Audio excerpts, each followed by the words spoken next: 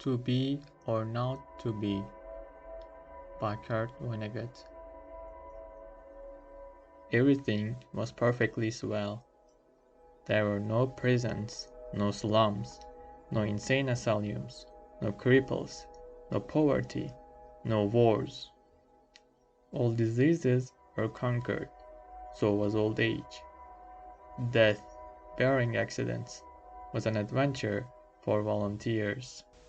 The population of the United States was stabilized at 40 million souls.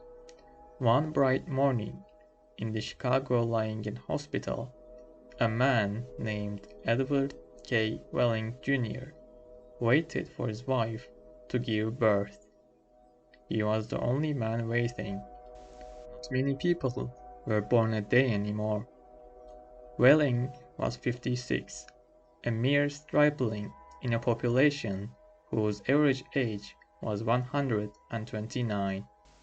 X-rays had revealed that his wife was going to have triplets. The children would be his first. Young Welling was hunched in his chair, his head in his hand. He was so rumpled, so still and colorless as to be virtually invisible.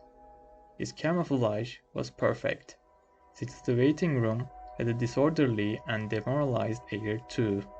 Chairs and ashtrays had been moved away from the walls. The floor was paved with spattered dropcloths. The room was being redecorated. It was being redecorated as a memorial to a man who had volunteered to die. A sardonic old man, about 200 years old, sat on a step-ladder, painting a mural he did not like. Back in the days when people aged visibly, his age would have been guessed at 35 or so.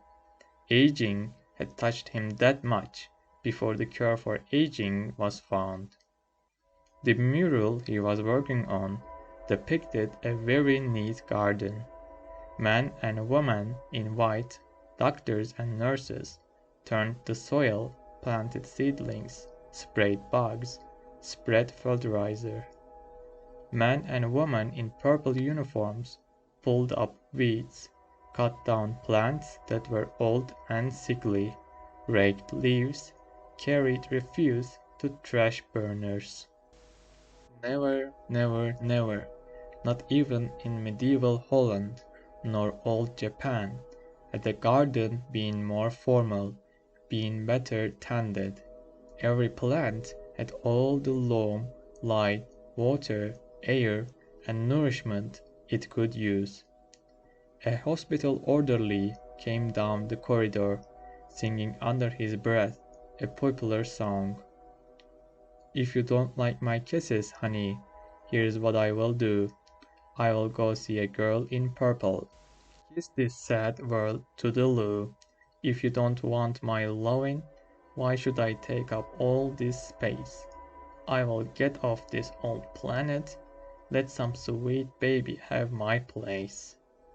The orderly looked in at the mural and the muralist. "Looks so real," he said. "I can practically imagine I am standing in the middle of it." "What makes you think you are not in it?" said the painter. He gave a satiric smile. "It's called the Happy Garden of Life, you know." "That's good of Dr. Hitz," said the orderly. He was referring to one of the male figures in white, whose head was a portrait of Dr. Benjamin Hitz, the hospital's chief obstetrician. Hitz was a blindingly handsome man. "Lot of faces still to fill in," said the orderly. He meant that the faces of many of the figures in the mural were still blank. All blanks were to be filled with portraits of important people on either the hospital staff or from the Chicago office of the Federal Bureau of Termination. "Must be nice to be able to make pictures that look like something," said the orderly. The painter's face curled with scorn. "You think I am proud of this daub?" he said. You think this is my idea of what life really looks like? What's your idea of what life looks like? Said the orderly. The painter gestured at a full dropcloth. There's a good picture of it, he said. Frame that, and you will have a picture a damn sight more honest than this one. You're a gloomy old duck, aren't you? Said the orderly. Is that a crime? Said the painter. The orderly shrugged. If you don't like it here, Grandpa, he said, and he finished the thought with the trick telephone number that people who didn't want to live anymore were supposed to call. The 0 in the telephone number he pronounced not. The number was 2BR not 2B. It was the telephone number of an institution whose fanciful sobriquets included Automat, Birdland, Canary, Catbox, Deluser, Easy Go, Goodbye Mother, Happy Hooligan, Kiss Me Quick, Lucky Pierre, Sheep Dip, Boring Blender, Weep No More, and Why Worry. To be or not to be was the telephone number of the municipal gas chambers of the Federal Bureau of Termination. The painter thumbed his nose at the orderly. When I decide it's time to go, he said, it won't be at the Sheep Dip. A do-it-yourselfer, eh? Said the orderly. Messy business, Grandpa. Why don't you have a little consideration for the people who have to clean up after you? The painter expressed with an obscenity his lack of concern for the tribulations of his survivors. The world could do with a good deal more mess if you ask me, he said. The orderly laughed and moved on. Welling, the waiting father, mumbled something without raising his head, and then he fell silent again. A coarse, formidable woman strode into the waiting room on spiked heels. Her shoes, stockings, trench coat, bag, and overseas cap were all purple, the purple the painter called the color of grapes on Judgment Day. The medallion on her purple musette bag was the seal of the Service Division of the Federal Bureau of Termination, an eagle perched on a turnstile. The woman had a lot of facial hair, an unmistakable mustache in fact. A curious thing about gas chamber hostesses was that no matter how lovely and feminine they were when recruited, they all sprouted mustaches within 5 years or so. Is this where I'm supposed to come? She said to the painter. A lot would depend on what your business was, he said. You aren't about to have a baby, are you? They told me I was supposed to pose for some picture, she said. My name is Leora Duncan. She waited. And you dunk people, he said. What? She said. Skip it, he said. That sure is a beautiful picture, she said. Looks just like heaven or something. Or something, said the painter. He took a list of names from his smoke pocket. Duncan, Duncan, Duncan, he said, scanning the list. Yes, here you are. You are entitled to be immortalized. See any faceless body here you would like me to stick your head on? We have got few choice ones left. She studied the mural bleakly. Gee, she said, they're all the same to me. I don't know anything about art. A body is a body, eh? He said. All righty. As a master of fine art, I recommend this body here. He indicated a faceless figure of a woman who was carrying the right stalks to a trash burner. Well, said Leora Duncan, that's more the disposal people, isn't it? I mean service. I don't do any disposing. The painter clapped his hands in a mock delight.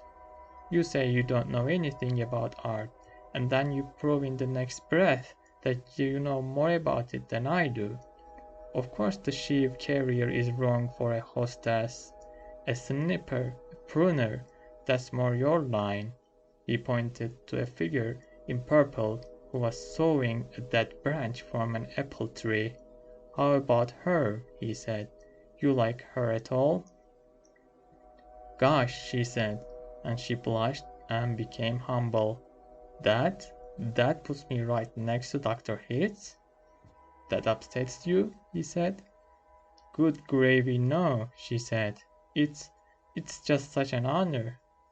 "Ah, you admire him, eh?" he said. "Who doesn't admire him?" she said, worshipping the portrait of Hitz. It was the portrait of a tanned, white-haired, omnipotent Zeus, 240 years old. "Who doesn't admire him?" she said again. "He was responsible for setting up the very first gas chamber in Chicago." "Nothing would please me more," said the painter, "than to put you next to him for all time, sawing off a limb that strikes you as appropriate." "This is kind of like what I do," she said. She was demure about what she did. What she did was make people comfortable while she killed them. And while Leora Duncan was posing for her portrait, into the waiting room bounded Dr. Hitz himself. He was 7 feet tall, and he boomed with an importance, accomplishments, and the joy of living. "Well, Miss Duncan," he said, and he made a joke. "What are you doing here?" he said. "This isn't where the people live. This is where they come in." "We are going to be in the same picture together," she said shyly. "Good," said Dr. Hitz heartily. "And say, isn't that some picture?" "I sure am honored to be in it with you," she said. "Let me tell you," he said, "I am honored to be in it with you. Without a woman like you, this wonderful world we got wouldn't be possible." He saluted her and moved toward the door that led to the delivery rooms. "Guess what was just born?" he said. "I can't," she said. "Triplets," he said. "Triplets," she said. She was exclaiming over the legal implications of triplets. The law said that no newborn child could survive unless the parent of the child could find someone who would volunteer to die. Triplets, if they were all going to live, called for 3 volunteers. "Do the parents have 3 volunteers?" said Leora Duncan. "Last I heard," said Dr. Hitz, "they had 1, and they were trying to scrape another 2 up." "I don't think they made it," she said. "Nobody made 3 appointments with us. Nothing but singles going through today, unless somebody called in after I left. What's the name?" "Welling," said the waiting father, sitting up, red-eyed and frowsy. "Edward K. Welling Jr. is the name of the happy father-to-be." He raised his right hand, looked at a spot on the wall, gave a hoarsely wretched chuckle. "Present," he said. "Oh, Mr. Welling," said Dr. Hitz. "I didn't see you." "The Invisible Man," said Welling. "They just found me that your triplets have been born," said Dr. Hitz. "They are all fine, and so is the mother. I am on my way in to see them now." "Hooray," said Welling emptily. "You don't sound very happy," said Dr. Hitz. "What man in my shoes wouldn't be happy?" said Welling. He gestured with his hands to symbolize carefree simplicity. "All I have to do is pick out which one of the triplets is going to live, then deliver my maternal grandfather to the happy hooligan, and come back here with a receipt." Dr. Hitz became rather severe with Welling, towered over him. "You don't believe in population control, Mr. Welling," he said. "I think it's perfectly keen," said Welling thoughtfully. "Would you like to go back to the old days when the population of Earth was 20 billion, about to become 40 billion, then 80 billion, then 160 billion? "Do you know what a druplet is, Mr. Welling?" said Hitz. Nope, said Welling sulkily. A druplet, Mr. Welling, is one of the little knobs, one of the little pulpy grains of a blackberry, said Dr. Hitz. Without population control, human beings would now be packed on this surface of this old planet like droplets on a blackberry. Think of it. Welling continued to stare at the same spot on the wall. In the year 2000, said Dr. Hitz, before scientists stepped in and laid down the law, there wasn't even enough drinking water to go around, and nothing to eat but seaweed. And still, people insisted on their right to reproduce like jackrabbits, and their right, if possible, to live forever. I want those kids, said Welling quietly. I want all three of them. Of course you do, said Dr. Hitz. That's only human. I don't want my grandfather to die either, said Welling. Nobody is really happy about taking a close relative to the cat box, said Dr. Hitz gently, sympathetically. I wish people wouldn't call it that, said Leora Duncan. What? Said Dr. Hitz. I wish people wouldn't call it the cat box and things like that, she said. It gives people the wrong impression. You are absolutely right, Dr. Hitz said. Forgive me, he corrected himself. Gave the municipal gas chambers their official title, a title no one ever used in conversation. I should have said Ethical Suicide Studios, he said. That sounds so much better, said Leora Duncan. This child of yours, whichever one you decide to keep, Mr. Welling, said Dr. Hitz, he or she is going to live on a happy, roomy, clean, rich planet, thanks to the population control, in a garden like that mural there. He shook his head. 2 centuries ago, when I was a young man, it was a hell that nobody thought could last another 20 years. Now centuries of peace and plenty stretch before us as far as the imagination cares to travel. He smiled luminously. The smile faded as he saw that Welling had just drawn a revolver. Welling shot Dr. Hitz dead. There's room for one, a great big one, he said. And then he shot Leora Duncan. It's only death, he said to her as she fell. There, room for 2. And then he shot himself, making room for all 3 of his children. Nobody came running. Nobody seemingly heard the shots. The painter sat on top of his stepladder, looking down reflectively on the sorry scene. The painter pondered the mournful puzzle of life demanding to be born, and once born, demanding to be fruitful, to multiply, and to live as long as possible. To do all that on a very small planet that would have to last forever. All the answers that the painter could think of were grim. Even grimmer surely than a cat box, a happy hooligan, an easy go. He thought of war, he thought of plague, he thought of starvation. He knew that he would never paint again. He let his paintbrush fall to the drop cloths below, and then he decided he had about enough of life in the happy garden of life too, and he came down slowly from the ladder. He took Welling's pistol, really intending to shoot himself, but he didn't have the nerve. And then he saw the telephone booth in the corner of the room. He went to it, dialed the well-remembered number, 2BR not 2B.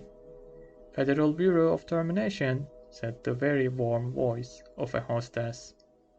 How soon could I get an appointment? He asked, speaking very carefully. We could probably fit you in late this afternoon, sir, she said. It might even be earlier if we get a cancellation. All right, said the painter. Fit me in, if you please. And he gave her his name, spelling it out. Thank you, sir, said the hostess. Your city thanks you, Your country thanks you. Your planet thanks you. But the deeper thanks of all is from the future generations. The end.